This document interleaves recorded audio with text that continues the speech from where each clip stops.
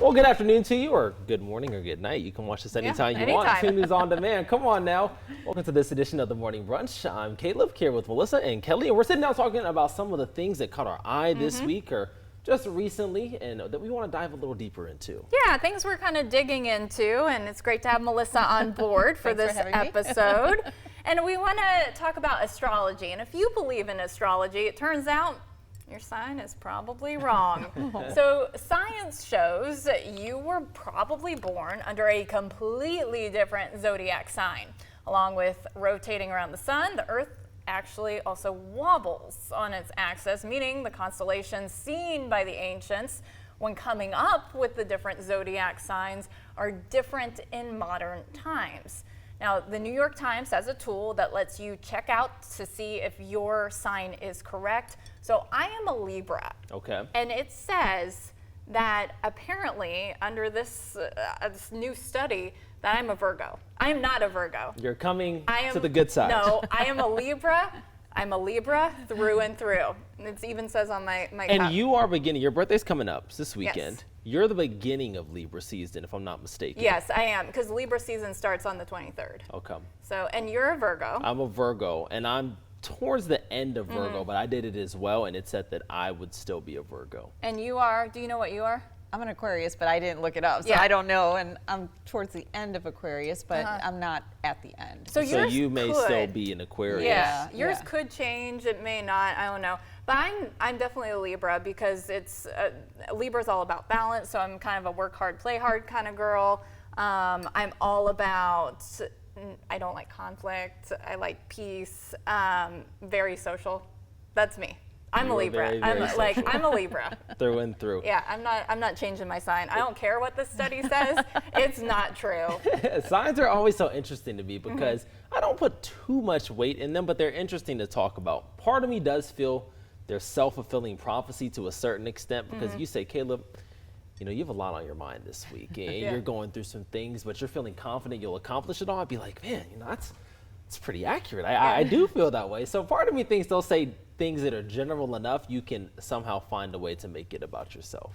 Yeah, that's interesting. You know, like when they show the dailies of your horoscope, those don't always align. No. Like, but like the general over the umbrella underneath what is under each, you know, particular sign. A lot of times I think that's a little bit more true. Kind of the traits. Of the sign. traits of the signs. What are the traits of Aquarius? Oh, don't ask me. You don't know. I don't remember. I don't remember. I go through it. I know the Aquarius, of course, is a water bearer, but beyond that, if I had realized what we were doing today on this story, I probably would have looked it up a little bit more and been a little bit more prepared. But you need a mug. I do. It says what it says on the inside there. It says expressive, gentle. Kelly had a cheat sheet the whole time. We didn't even realize it. I didn't need a cheat sheet. I mean, I guess I should have brought my phone with me over here so I could have looked it up. You know. Oh, I see. Scales, balance.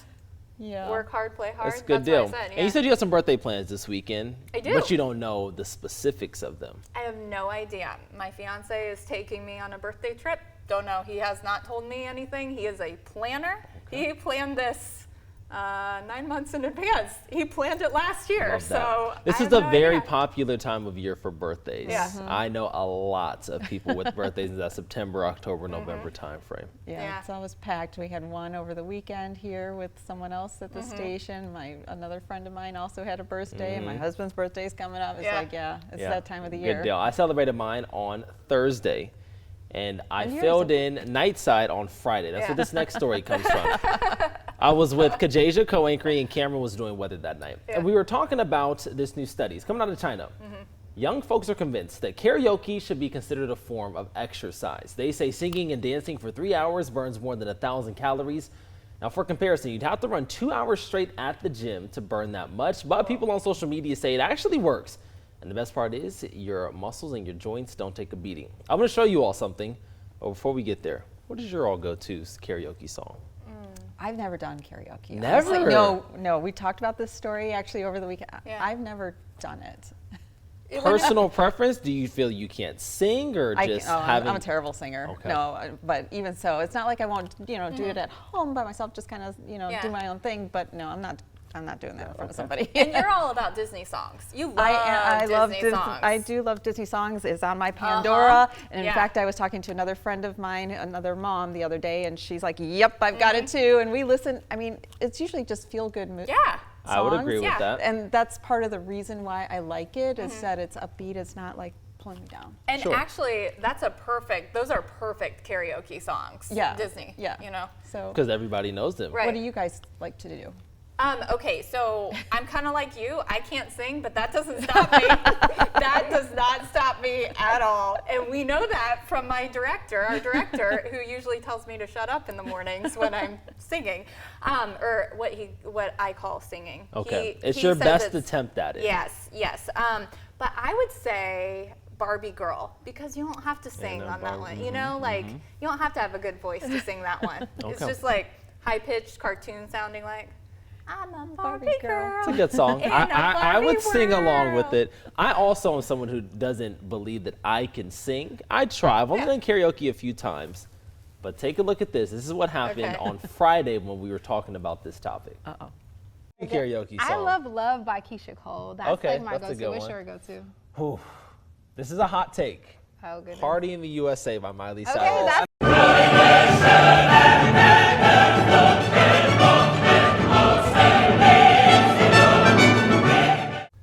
So what you just saw was actually me on Saturday night at a karaoke bar singing Party in the USA by Miley Cyrus. None of this was planned. We talked about it on Friday, and then less than 24 hours later, I was singing it at karaoke. I was out with some friends. We were meeting up with another group, and they were like, oh my gosh, we're at this karaoke bar. And next thing I know, there was a mic in my hand, and the song was playing in the background. And all coincidental that you guys were talking about it. All coincidental, and then it happened just like that. And then you said, I threw my hands up. And played my song, The Butterfly Fly Away. I think karaoke is fun. Like, just like that. Moving my hips like, I was thinking of the whole dance break for us. And she's going to start going for it. I know. No, it's bad. And karaoke, I love it so much because you pick the right song, it can bring everybody together. Yeah. Like one of my friends took another kind of POV of that night, and everybody was dancing, waving their hands, and it's just it's a good experience. So I understand what they're saying about the burning calories. You do it right. You put in the shift in there doing karaoke. So did you do it for like 2 hours? And No. I did my one song. I like to I pop in and pop out. I did one song. A couple of my friends did multiple.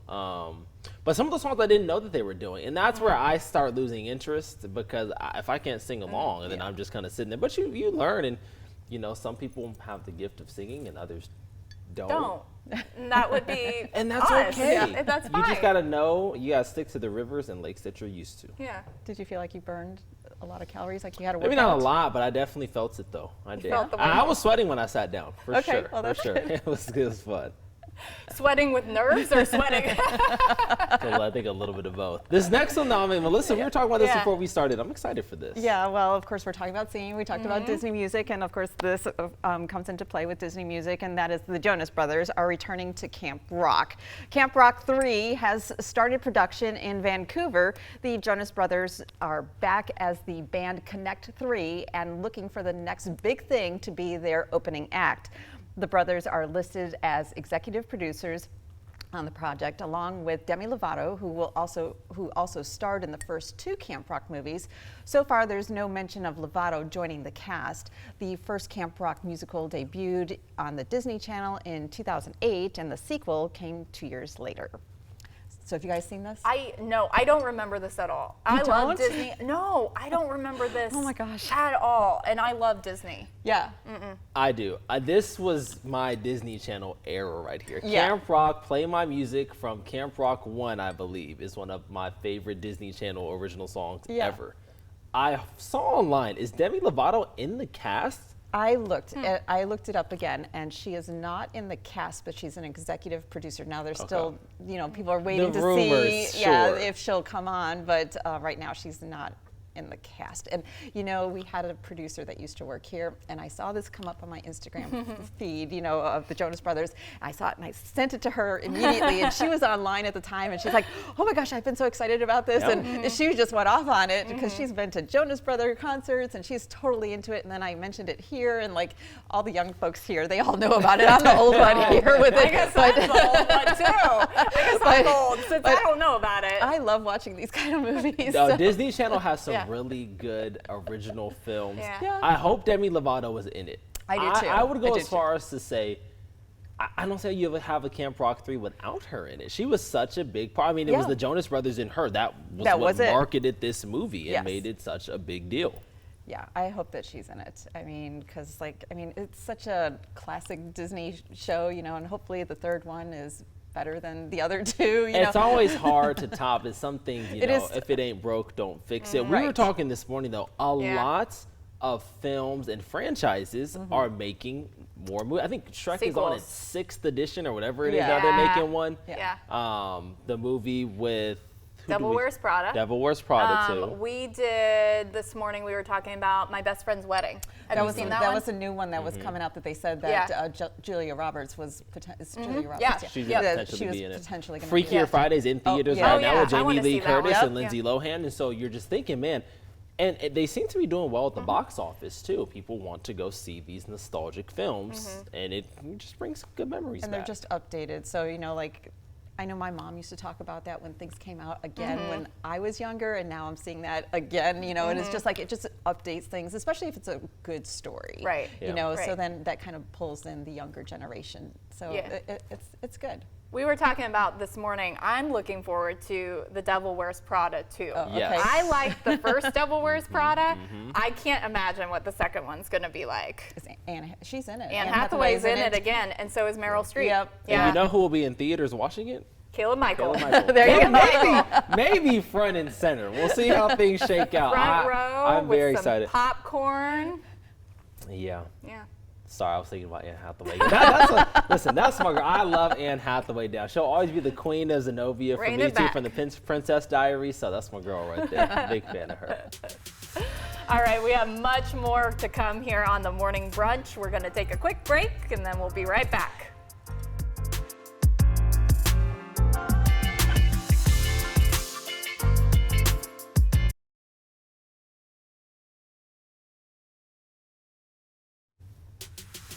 Welcome back to the Morning Brunch. Thanks so much for joining us. And we're digging deeper, talking about what everybody's talking about and some of the stories that have caught our eye. And it's some fun and games here. Yes, exactly. And speaking of games, finalists have been announced for this year's Toy Hall of Fame entries. The Midwest Classic Cornhole is in the running, along with Tickle Me Elmo, Battleship, Furby, Lightsabers, and Connect 4. Rounding out the list, Catan, Spirographs, and Trivial Pursuit, Slime, and The Scooter. So I remember Tickle Me Elmo was like really big, and I remember Furbies were big. I never had a Furby, but that was in the era of like Furby and Tamagotchis. Oh, do you remember Tamagotchis? I remember Tamagotchis. Yeah, everybody had a Tamagotchi. I never had a Furby. And you were taking care. I never had a Furby either. I had a Tamagotchi. You were taking care of your whatever they were. Were they called Tamagotchis? Yeah, they were called Tamagotchis. They were the babies on that. Okay, they're called Tamagotchis. To feed it and the egg and all that. The Furbies, the eyes always kind of freaked me out. Very, very big, and they didn't really move. They blinked. They never moved, and that always freaked me out. I think they were so cute. I always wanted one, but I don't know. My parents never bought me one. Yeah. So. What about you? What on that list do you think? You have to choose one. What would be your top pick? I know, and we talked about this over the weekend, and I would probably go with the Trivial Pursuit. Okay. Well, that's more my era here. Actually, several of these are, but that one was something that we played a lot, and it came out like when I was a teenager. Sure. So that one was probably, I was never good at it. My dad was the one that beat everybody always hands down on that particular game. But before coming in today, I was like going through my kids' closet. I'm like, which ones of these games do we still have? And I found Connect 4, but my kids never opened it. So it's still sealed in its box. Yes, we have Battleship, but it must be buried in the basement. Okay. I know we've had the Spirograph and of course Slime, and we're not going to still have that. But and my daughter did have a Tickle Me Elmo. I think it's also put in a box somewhere. Somewhere in storage. Now, these are all fun games.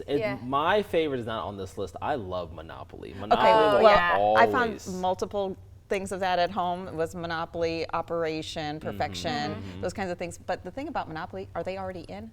the Hall of Fame? They may. There's like 87 toys that are already in the Hall of Fame. True. So I would think Monopoly, being such a classic, must be in there. And there's so many renditions of Monopoly. There's the one with the credit cards, and the one with the big bills and the small bills and everything in between. Yeah, there's a faster game of Monopoly, and it's like, I don't know, it's got like a card shooter thing, and we really like that one because it's not quite as long. Yeah, Monopoly, that's a 3 or 4 hour, probably generously at that point. It can go even longer than that.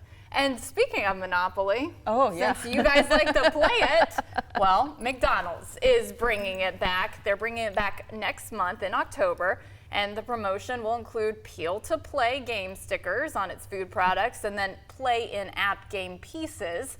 There will also be instant win pieces and collect-to-win prizes, and those prizes can be deemed in McDonald's or via the drive-thru until November 4th. I remember peeling off the pieces and then putting them on the board, and you think, you know, you have one left, you have one property left, and you think you're going to get it. You think you're going to get it, and you never do. You never do, and you're disappointed every time. You think you're going to win that $100,000, and then, you know, your dreams are dashed when you get another fry and then same Marvin Gardens property.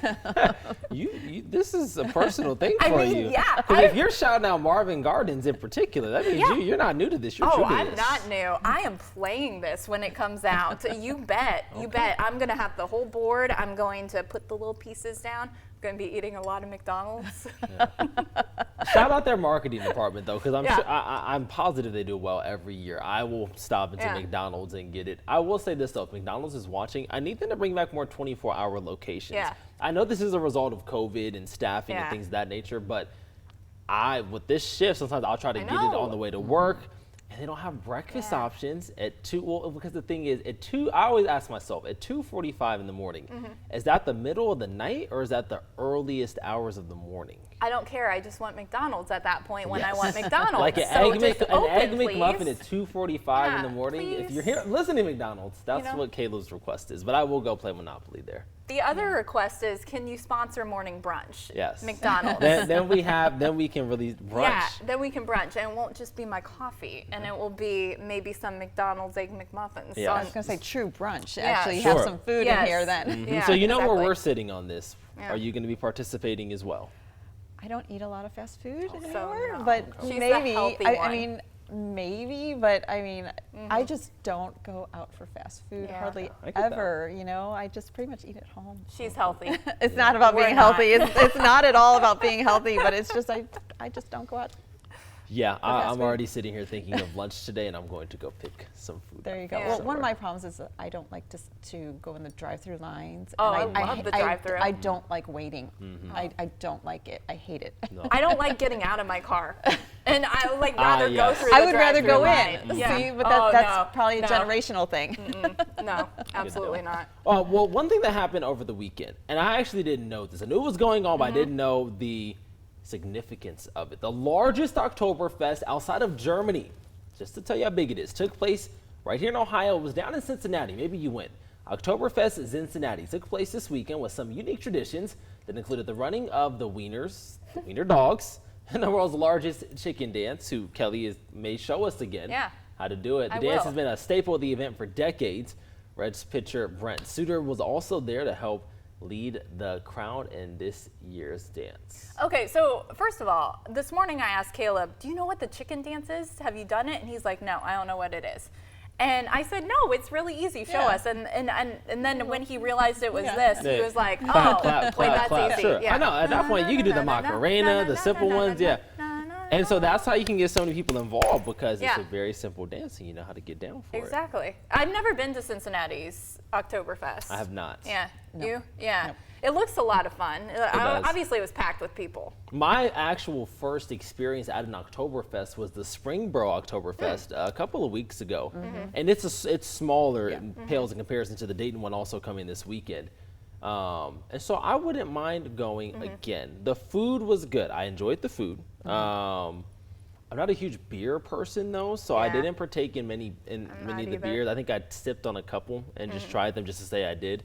But I would go for the food again, 100%. There's another really large Oktoberfest. It's in Minster. Okay. And it's coming up here in the next week or two, or a couple of weeks. I haven't looked at the actual date, but we always have it like on for the weather, you know, but that one is big, but you have to drive about an hour from Dayton to get to it, maybe 45 minutes, but it's a big deal. They have pins and stuff that people collect every year. And, good deal. They have quite a parade and stuff. So I know Brian has gone to it several times, but Okay, I might want to put it on your list. I feel like I've seen Brian in his regalia before. Yeah. He goes. He really gets to the character for it. He does.